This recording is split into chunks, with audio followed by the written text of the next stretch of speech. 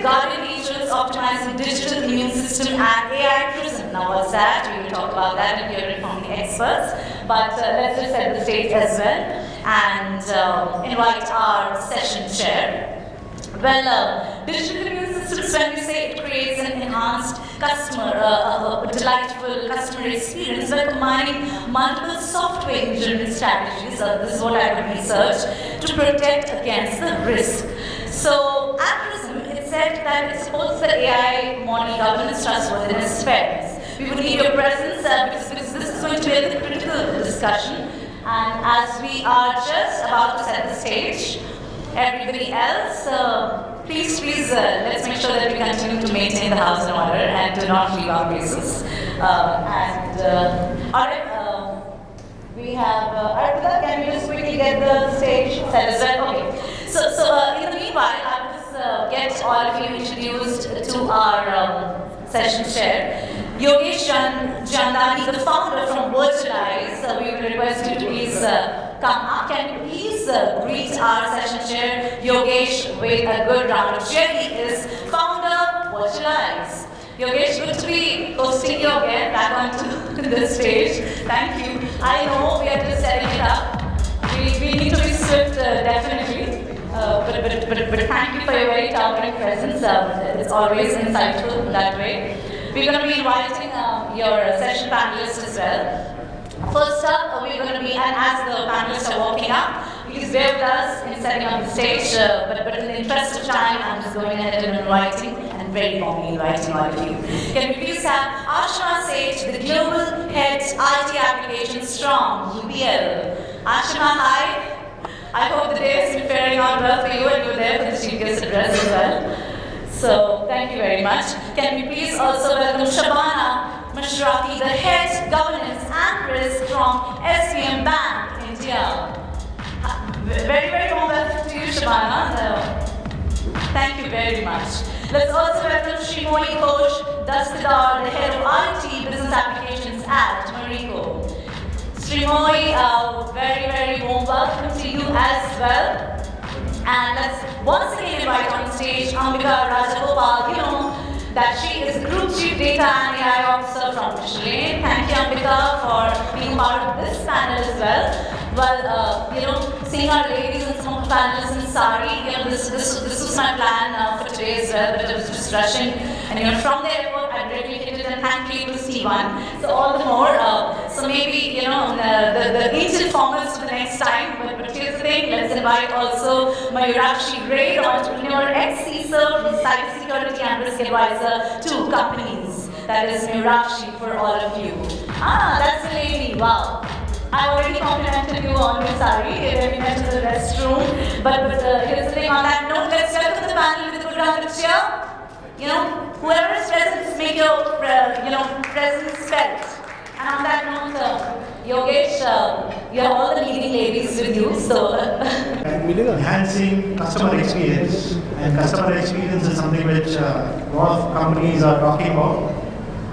In fact, I think it's often an over-leveraged word nowadays, where people are trying to find what they can do different with customer experience and going that extra yard, extra mile, and delivering a user experience, the visual experience, and now customer experience, which can set them apart and obviously at the end of the day give them the profitability to their organizations, both in monetary terms and probably from a customer perspective as well. Given that, we are seeing interesting technologies coming up. We're just seeing AI coming up and entering our world.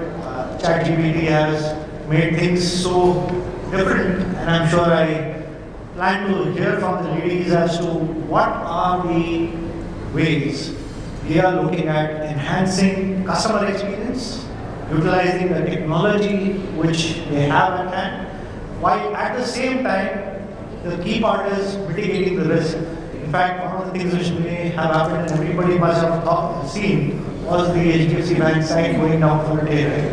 And that would have, I'm sure, impacted their customer experience. So going down, I wanted to scratch your And first, what are the things you're seeing specifically? Trying to look at increasing the customer experience. What are the tools you're using, and how are you balancing the risk? So maybe I can start with America. So first of all, in terms of traditional industry has been higher and wider. That is mobility. So in terms of customer experience, we have taken as our strategic goal to have to really develop our services side of our business, which is essentially building mobility solutions that are to support to our customers. With this comes a particular level of customer intimacy, because these services essentially are built around the wider experience of our consumers, in the mobility industry. So in terms of the risks that that this poses, in the first place, I think some of the initiatives, some of the companies that we have, that are looking at this in and of itself are using technology like AI to in fact mitigate risks, like with respect to road safety, with respect to making roads safer for consumers, for predictive maintenance, with respect to our tires, again, which have a safety angle to them, services for our fleet manager, for our fleets, which again look at safer drivers, safer operation, safer driver behavior initiatives. So all of these in and of itself, come from a perspective of mitigating risk with respect to our customers. Of course, in every geography that we operate, we are fully aware and compliant with our with the legal regulations around privacy requirements with respect to our consumer and customer data. Taking a wider angle, I think the interesting debate that is, or a conundrum that is there in our industry is, in some cases, like the way that the ones that I mentioned, where there is a mitigation of risk, potential mitigation of risk for the consumer itself. The sharing of data from the consumer, sharing of the data from ecosystem partners like our OEMs, our original equipment manufacturers, is something in fact that would benefit the entire ecosystem. And the debate on how this is to be structured legally, how to be structured protections around it, how do we ensure that the risk of individual exposure, individual breaching of individual rights with respect to their own data, these are still maintained. I think contractually this is something that is still an evolving framework around the world. So from the tire industry, and of course I did not hear about that 5-star Michelin restaurants. I thought probably you would have shared your perspective there as well. Ashima, you brought up an interesting point earlier in our conversation where you talked about application and the way you are actually changing the entire construct of the applications, making it more focused on the experience aspect, while at the same time you're looking at balancing the risks. So what is that you're doing differently in your organization? Thank you, Yogesh, and thank you, ED, for having us here, and Fem-Tech and ED. So the question is very apt, and I would say to me in that sense, because applications is the first point of connect for customer across various industries in today's time. But when you say customer experience strategy, I try to simplify it a bit. I'll equate it to customer happiness. And for me, happiness is a very simple formula. What you get minus what you want. Same is there with customers. What do they get minus what do they want? So it starts with understanding your customer. So we understand what do they want and we deliver better than that, then obviously there will be better customer experience and better customer satisfaction. Now in order to do that, across our applications, we are in 138 countries. I work with United Phosphorus Limited. So we have external and internal customers, and there's a huge set of customers that we need to understand better. So in order to do that, we have various tools and technologies.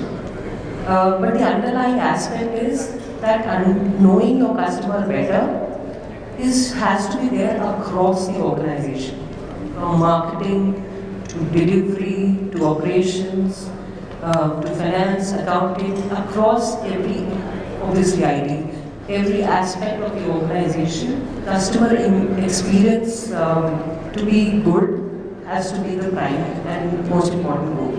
So that's the thought process. There are various technologies we apply for it, of course AI, and we are very cognizant of the fact that there are risks associated with it and that need to be taken care of.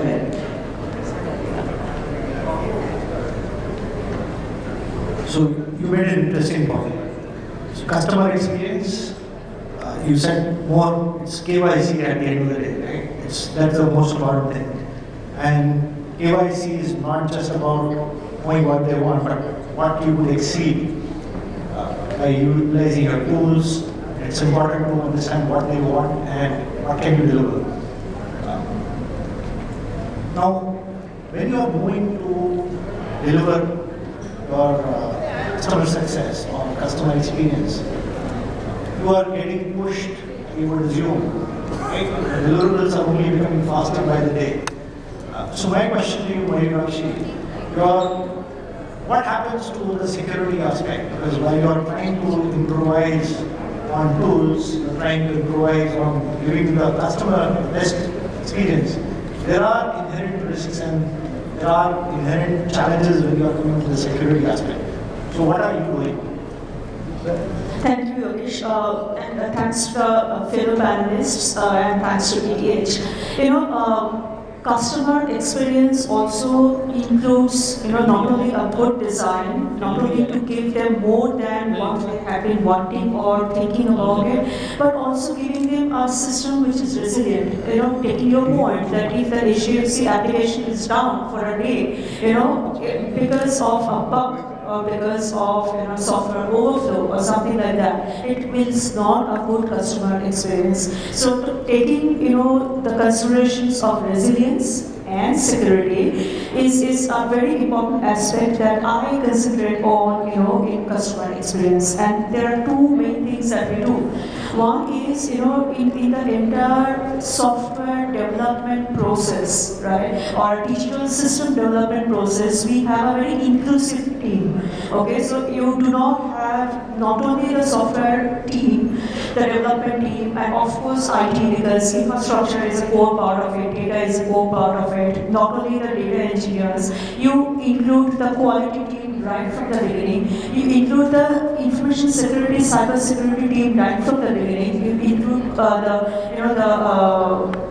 operations team right from the beginning, so that all the teams have the feedback, have the inputs right at the designing phase, right at the ideation phase. That's one aspect of it. The second aspect, and this is a relatively newer concept that has been coming up, that once an application is developed, people used to do those tests called the VAPT, the vulnerability assessment and penetration testing, to test whether an application has got bugs. But doing it post facto does not really, it's just at that, post facto, right, where the incident has already happened. Let's do it at the ideation stage, at the design phase. So this concept called software bill of materials, and it is also related to the fact that a lot of applications get designed with open source codes, right? So when you are bringing in an application, okay, whether you are a customer or are the internal stakeholder, try to understand that what all aspects of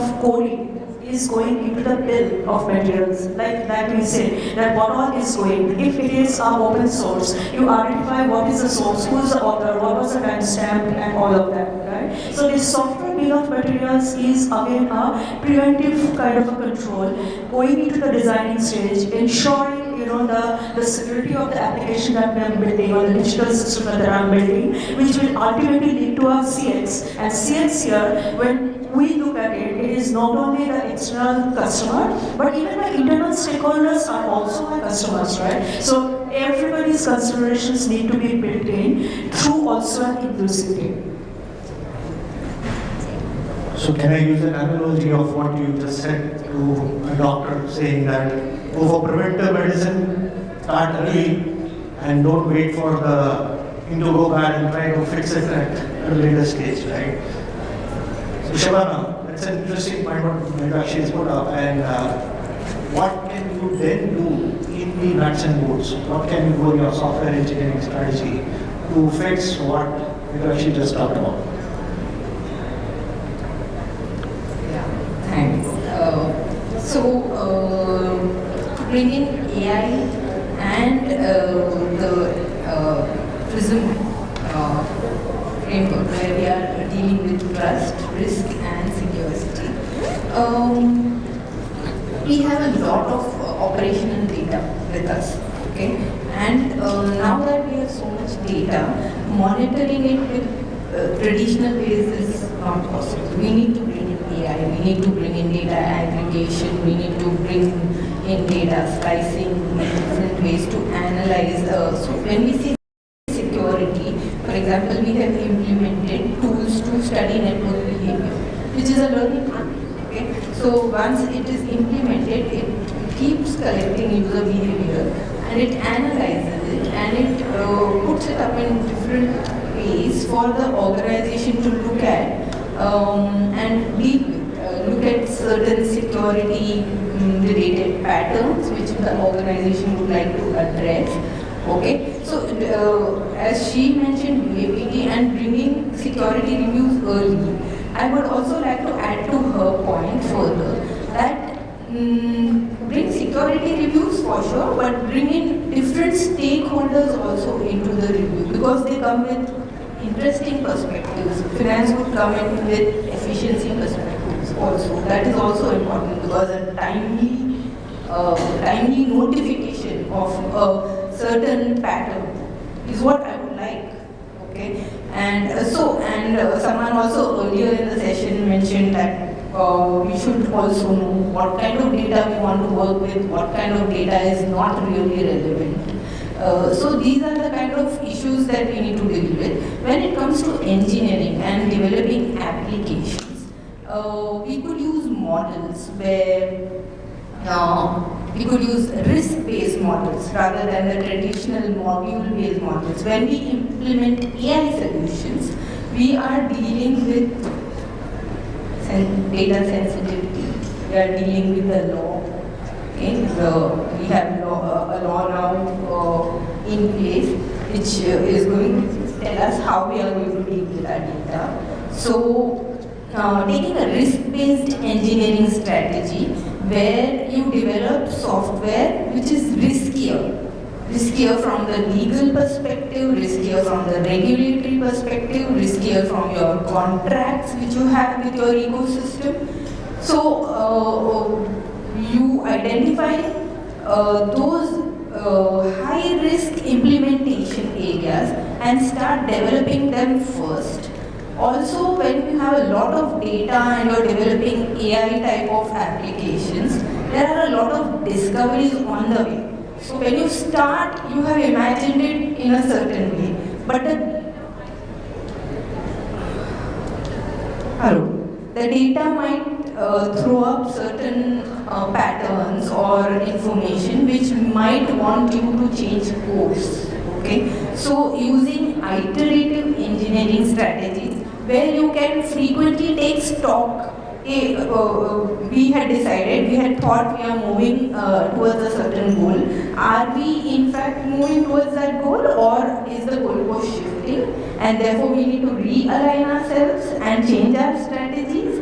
So that is the kind of engineering strategies which are required currently, is what I feel.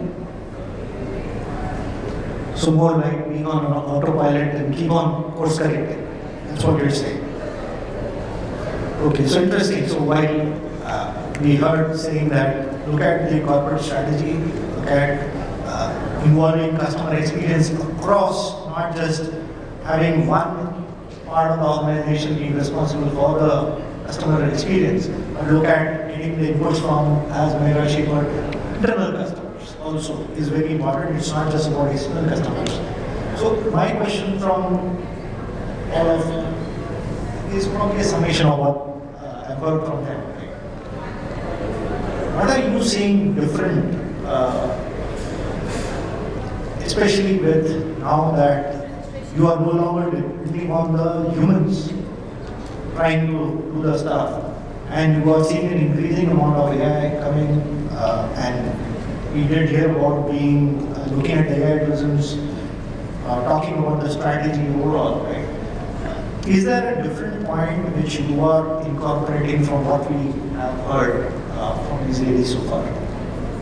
Right. So I would like to share the business context first, and my business context at Marico, which is the household maker of brands like Parachute and Sephora, is somewhat similar to Ambika's. She mentioned a point called customer and consumer.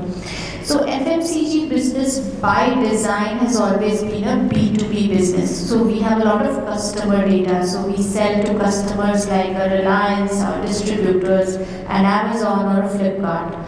But we do not have a lot of consumer data. So that has changed a bit post the pandemic, wherein FMCG companies also have D2C websites, we have digital first brands. So now what we are trying to deal with is actually PII data, which FMCG companies traditionally never had. The extent of PII data was limited to the focus group discussions or the qualitative tests that you did before launch of a product. After that, we never had any PII data. So now, a lot of our AI models which work on consumer data do actually focus on anonymizing the data. We do make sure that our front-end CX experience where a consumer actually comes and buys is secure, the data is encrypted at multiple levels. Yeah, so that is something that I see a consciousness much before the PADP bill was even tabled. So Indian companies have tried to adopt fragments of GDPR, incorporating that into their IT strategy to ensure that we are ready for the PADP bill when and how, as it gets presented. So interesting, you just linked a point which people think of, where is my data? In this today's WhatsApp world, people are sharing their data without even thinking twice. They have their information everywhere. And you just point out point that yes, you are holding the customer data, but the PI part, especially anonymizing, leaving those names out, leaving their other parts of their information out. And Ashima said, you need to know your customer. Now, if you leave these parts out, what happens to that KYC? What would be the way you would then do KYC? And Ambika, you got an interesting point saying, okay, let's look at it as a strategy. Now, if you are going to miss out these valuable points of information, right? She said you have to mask, you have to comply, and if you are going to lose out on that information, how do you then adapt your strategy as Shabana pointed? I'll take it up. So first thing is that we are collecting data, right, across organizations for different purposes. Collecting data with intent. I think one of the panelists was saying that in the previous discussion as well. Collection of data, but it collect with intent. Obviously, it has to be for a purpose and not just collecting any data. Second, when you're collecting data, at the very inception of defining that structure itself, understand what data is PII data. So that awareness is also very critical. Knowing that this is sensitive data and then taking care of it, encrypting it and ensuring data privacy for your customer is very critical. And having done that, then obviously analyzing that data for the purpose of benefit. So the purpose also behind what you're trying to do should also be for the benefit or value adding for the customer. Keeping these things, these principles in mind, and across the organization having a responsible tech or responsible AI, if AI is one of the important aspects in the organization, then responsible AI across with values, principles, which are your guidelines, and then the procedures, methodologies and tools for that purpose across is important. Okay, so Ambika, the question comes back to you, saying that she said we treat the customer data very carefully, right? That's what we heard from these two ladies. Now, in your organization, when you look at the B2B model, you do have the B2C model as well with your Michelin-star restaurants. And I'm sure that when people enter your restaurants or they enter many of those restaurants, the first thing they ask you, sir, can I have a mobile number, right? And then slowly they ask you your date of birth, and some of the people share and some of them don't, right? Where do you see that part now playing? Where are you now getting forced, or are you? How are you dealing with those parts? How are you ensuring that the risks are not impacting the customer experience? Yeah, I think while definitely the restaurants is a very fun part of our business. I think in this particular area, the place where we find ourselves contemplating the most, and I don't think anybody in the industry has the entire answer, is with the advent of software-defined vehicles. So the prediction is that essentially by 2030 we will have software-defined vehicles. Vehicles themselves will be say a computer on wheels or whatever you want to call it, essentially with the compute and ability on the vehicle itself. Okay, so this is really the in some sense we already have it today in terms of the EVs like with Tesla and so on, where driver behavior, the path of the car, the decisions made by the driver, all of these are in fact being transmitted back to Tesla, and how Tesla uses them, that is part of the contractual agreement when you buy a Tesla with the company.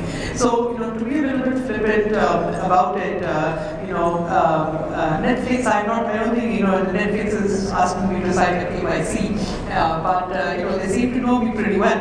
But they know me pretty well, specifically in the area of the choices that I'm making, on their site. So really, I think, as I said before, it's a trade-off between what a consumer is willing to share in exchange for specific, personalized, intelligent services to that consumer. The ethical part that is that we are truly concerned about is disclosure and openness, and essentially a completely ethical and fair perspective of how we are, the awareness that we are giving to our customers in terms of how we are using the data. So let me just flip that question back to Sreemoyee. Okay, since we started with your point and we went around. She talked about you are using the customer data to create those user experiences, right? And you're being ethical with it. Now I'm just wondering, an organization like Marico, which traditionally common men like me would typically think about parachute, right? That's Absolutely. the thing which comes to my mind. Absolutely. What is that which Marico is doing specifically? I know we're talking about, we've seen enough ads, we've seen enough of your information out there, but what is that you are doing to go beyond while still managing those risks? So in terms of our use of AI, we use a lot of prediction models. Prediction is very important for our business in terms of forecasts. How much do you need to manufacture?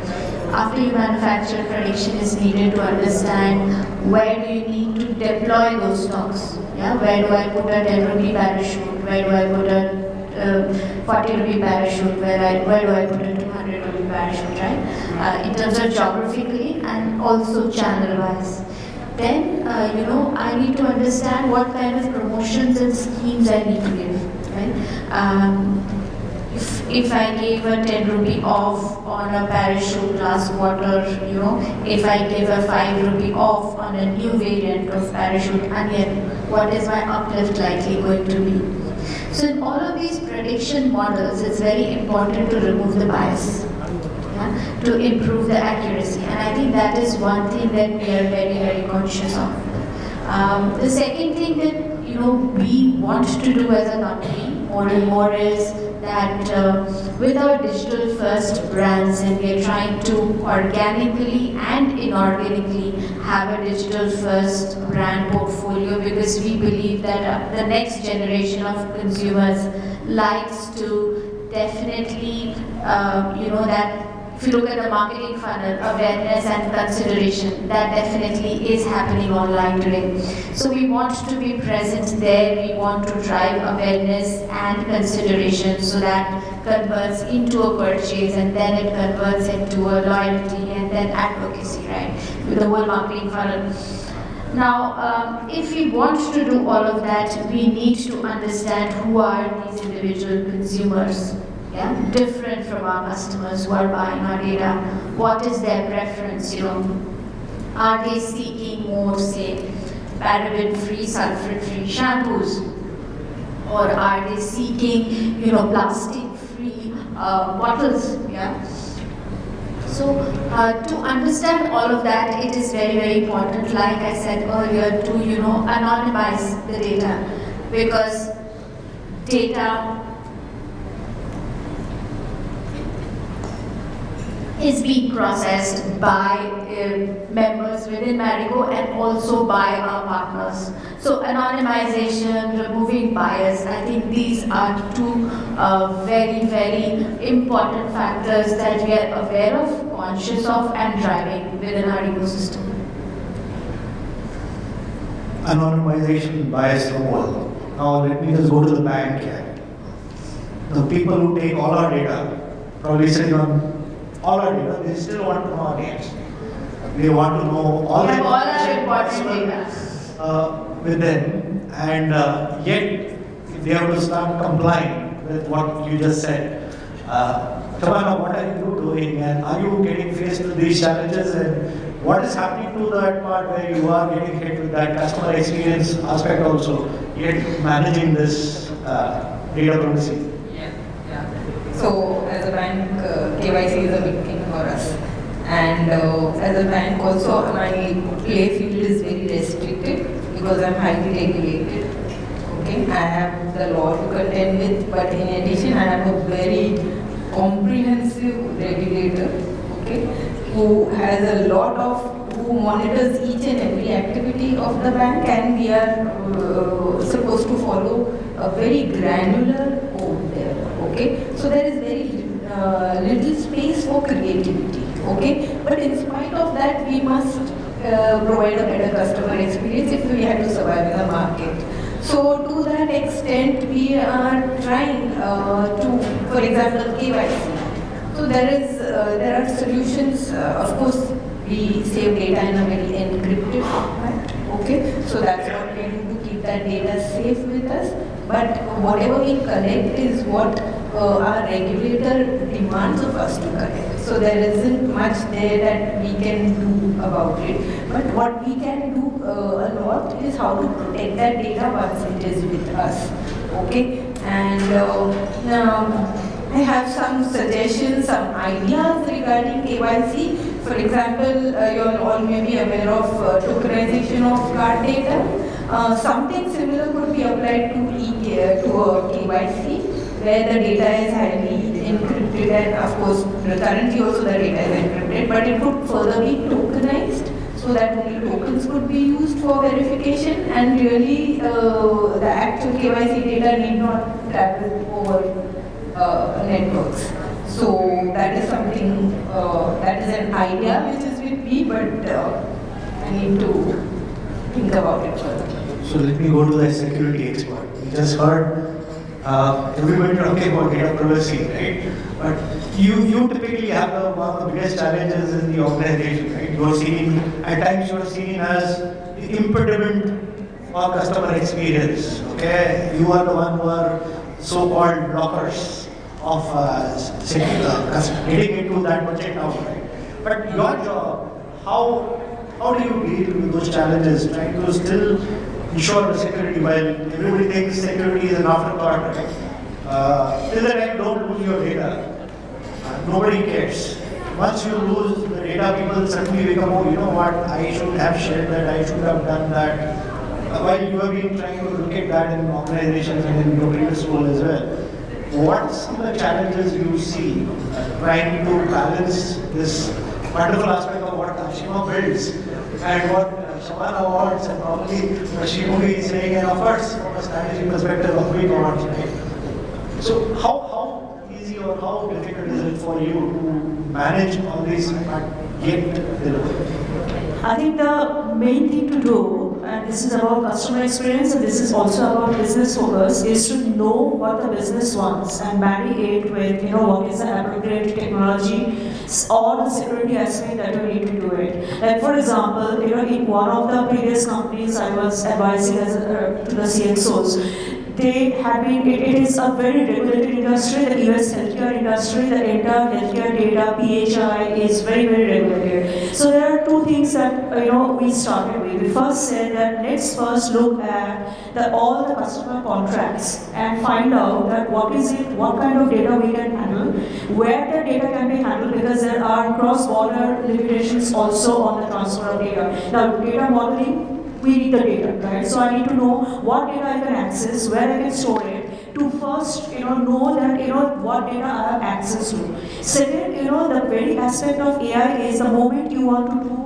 modeling, you really cannot anonymize the entire thing because you need to maintain some bit of the parameters so that you can build those algorithms. So, again, that is a fine balance to go through, understand what is it that you are trying to build, the business aspect of it, marry it with what is it that is permitted from a regulatory as well as from a customer contract perspective, and then, balance these two. And then, of course, so this is, talking about the challenge, trying to balance out the requirements on both sides of my, panelists. But there are other very, very ground rules, like for example, if you are in a regulated industry, ensure that you never put out your code out inside data, right? Because some bit of the code that you are developing is actually very confidential. Second thing is, of course, the user awareness rate, cannot be overemphasized.